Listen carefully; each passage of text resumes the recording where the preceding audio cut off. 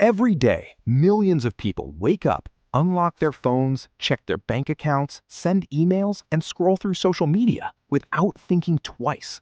But behind all of that, there's a silent war happening. Not with weapons, with code. This series is about that war and how to survive it. Welcome to Episode 1. What is cybersecurity?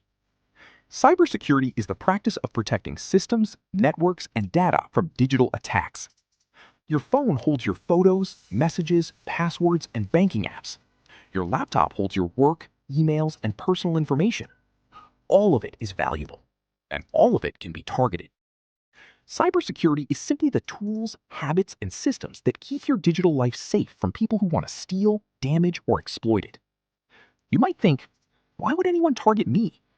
But a cyber attack happens somewhere in the world every few seconds. And hackers don't always target big companies. Many attacks target regular people and small businesses. Sometimes hackers cast a wide net, and whoever falls in becomes the victim. That's why cybersecurity matters to everyone. At the core of cybersecurity are three principles called the CIA triad: confidentiality, integrity, and availability. Confidentiality means keeping information private. Integrity means keeping data accurate and untampered.